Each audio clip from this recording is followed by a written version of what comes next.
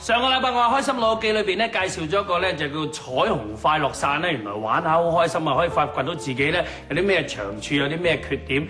今朝早咧安德尊又請嚟咧教練咧，再同大家介紹一個好得意嘅遊戲。呢個遊戲咧叫大腳八。教練早晨，早晨，教練啊，大腳八呢一個遊戲係一個咩嘅形式嘅遊戲，同埋可以發揮啲老友記啲咩嘅精神咧？咁我哋利用其實係一個團隊合作嘅形式啦。咁跟住咧，我哋就做一啲指定嘅任務，希望達到一啲溝通啊、互相體諒啊、互相包容嘅。一個活動一個運動裏邊就可以有咁嘅情況包容晒。嗱，你而家我見到有4位哥哥姐姐喺度，其實佢哋有咩唔同嘅角色，同埋我見到佢哋一踩住2塊板，呢2塊板有咩作用咧？咁啊，跟住咧就其實最主要就利用呢2塊板咧，就將佢哋連成一線啦。咁佢即係互相合作啦。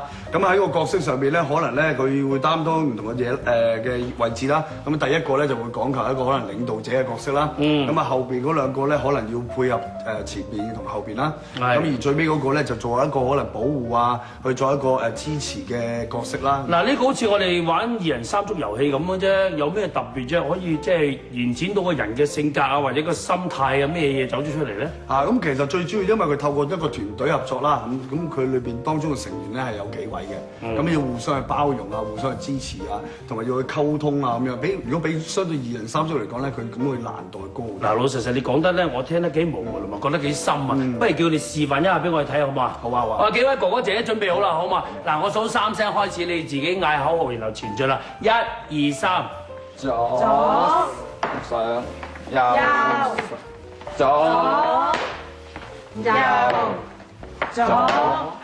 右，好啦，阿教練啊，呢個遊戲咧真係幾簡單嘅啫，係咪就係咁簡單就可以發展到佢哋一個唔同嘅心態表現嘅咧？係，咁其實因為我哋做有其他任務嘅，咁我哋今日示範就係向前行嘅啫。好啊，問下呢位哥哥，呢位哥哥你就站喺第一個位啊，就係一個領導地位啊，係咪？係。咁老實講，你喺屋企裏邊一家之主啊，做咩要仲站喺呢個位裏邊，仲學到啲咩咧？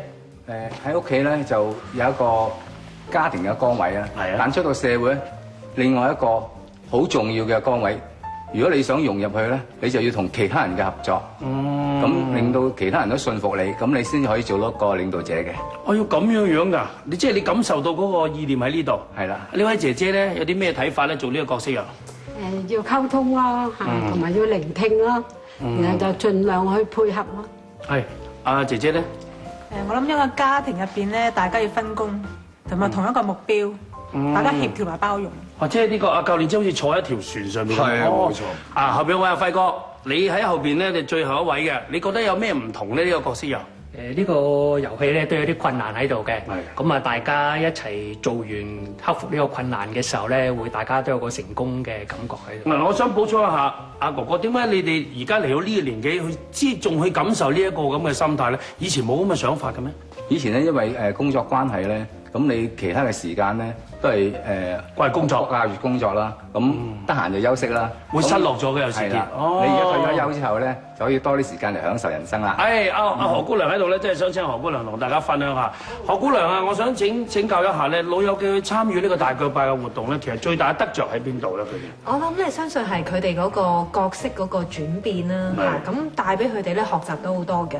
咁因為咧，我哋歷奇活動咧，最主要咧喺遊戲裏邊咧學習到之後咧，希望佢哋喺日常生活同埋甚至乎喺家庭裏邊咧都可以用到翻出嚟。其實有時即係我都係多問一句，就係佢哋嘅生活咗幾十年啦，其實好有生活體驗，好有生活經驗啊，點解仲需要佢哋去學習咧？